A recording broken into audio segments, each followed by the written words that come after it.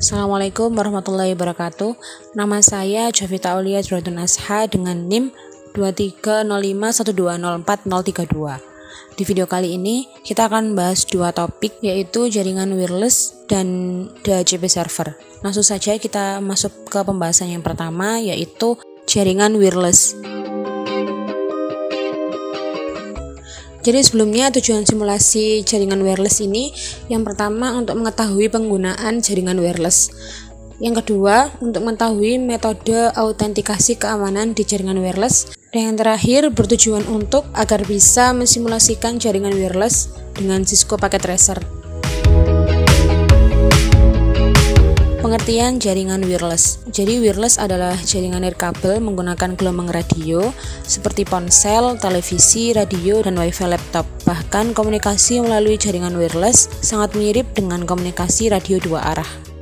Wireless internet adalah layanan internet yang dapat diakses tanpa koneksi kabel fisik ke komputer menggunakan internet. Layanan internet wireless umumnya disediakan oleh penyedia layanan internet melalui router wireless atau secara lokal melalui penggunaan router wireless yang terhubung ke kabel atau modem DSL di rumah atau di kantor.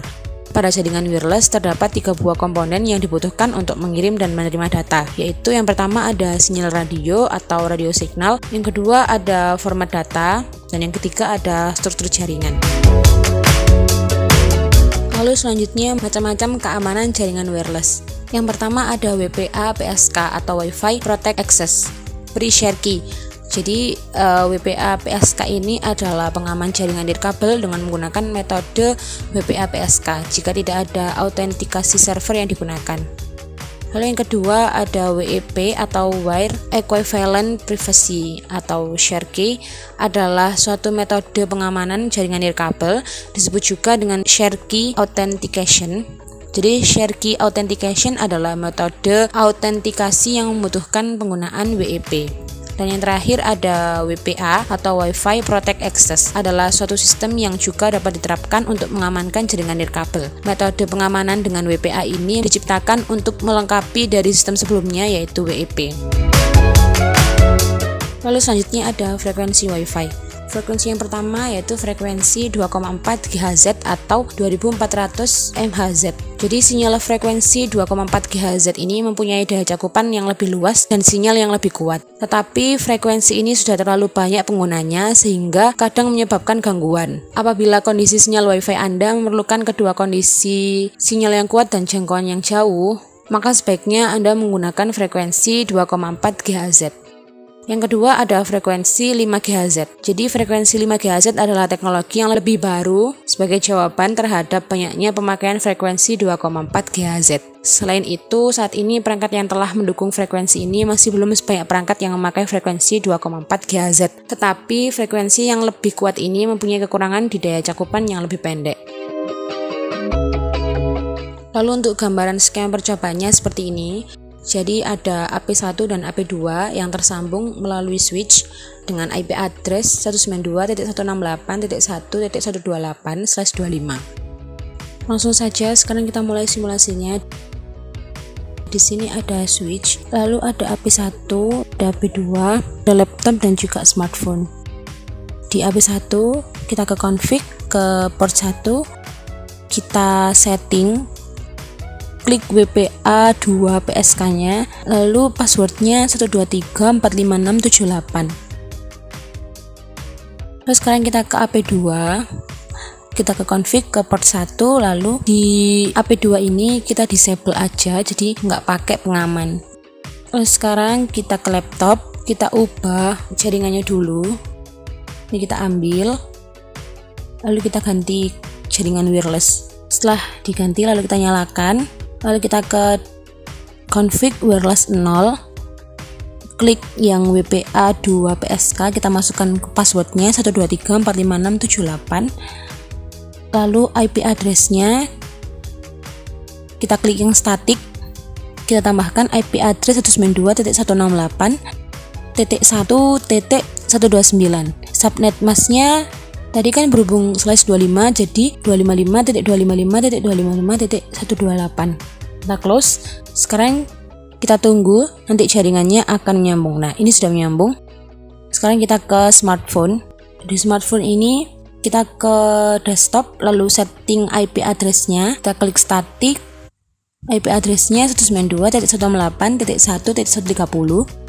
Lalu subnet masknya sama tadi 255.255.255.128. Setelah itu kita akan coba ping dari laptop ke smartphone, yaitu ketik ping lalu masukkan IP address dari smartphone yaitu 192.168.1.130. Ini sudah reply from. Jadi laptop dan smartphone-nya itu udah tersambung menggunakan jaringan wireless. Selanjutnya kita akan melakukan simulasi mengenai DHCP server. Jadi untuk simulasi DHCP server ini bertujuan untuk yang pertama memahami fungsi DHCP server dan klien, lalu yang kedua agar bisa mensimulasikan DHCP server dan klien menggunakan Cisco Packet Tracer.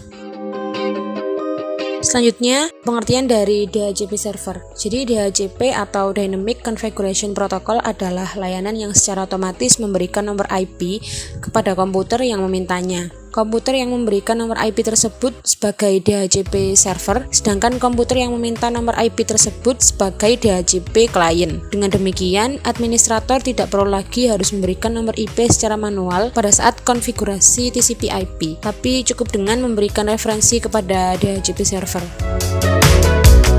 Lalu selanjutnya cara kerja DHCP server. Yang pertama DHCP discover. Jadi klien meminta nomor IP ke server atau broadcast mencari DHCP server.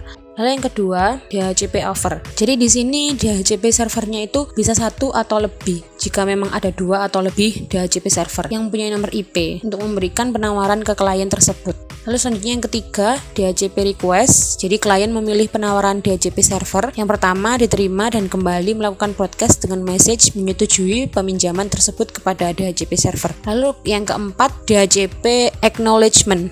Jadi DHCP server yang menang memberikan jawaban atas pesan tersebut berupa konfirmasi nomor IP dan informasi lain kepada klien dengan sebuah acknowledgement. Kemudian klien melakukan inisialisasi dengan mengikat nomor IP tersebut dan klien dapat bekerja pada jaringan tersebut.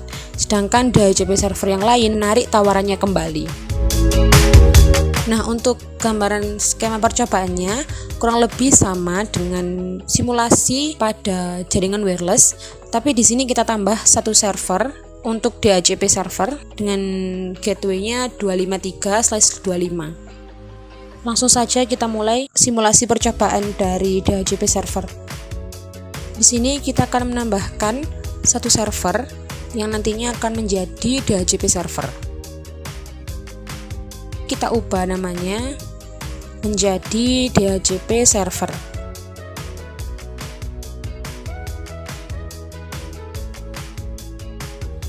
Lalu setelah itu kita kasih kabel dari switch ke DHCP server.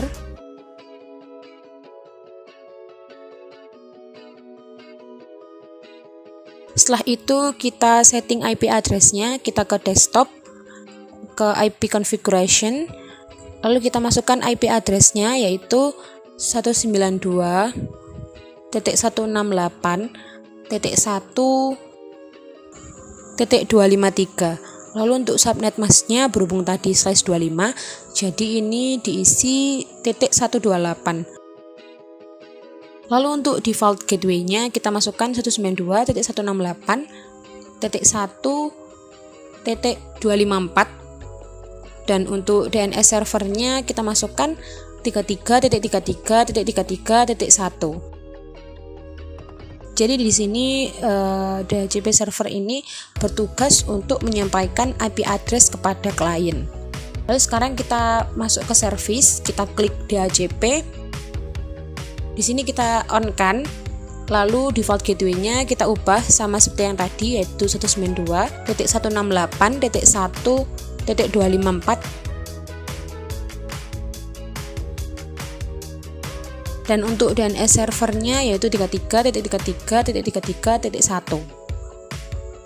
Dan untuk start IP address-nya ini 192.168.1.128-nya ini kita ganti jadi 151.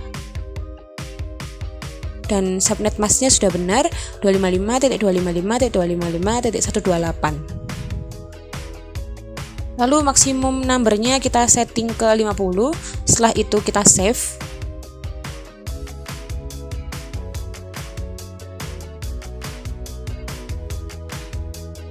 Sekarang kita ke laptop, kita buka IP configuration-nya. Dari static kita ubah ke DHCP.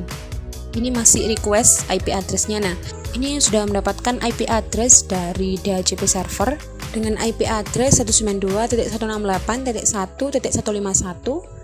Dan untuk default gateway-nya sama seperti DHCP server tadi, yaitu 192.168.1.254, dan DNS servernya juga sama, yaitu 33.33.33.1. Untuk laptop sudah selesai. Sekarang kita pindah ke smartphone. Kita ke desktop, lalu kita rubah dari static ke DHCP. Nah, ini request sudah sukses, jadi sudah mendapatkan IP address dari DHCP server. Jadi IP address-nya berubah jadi 192.168.1.153, dan untuk default gateway dan DNS servernya sama dengan DHCP server yang tadi.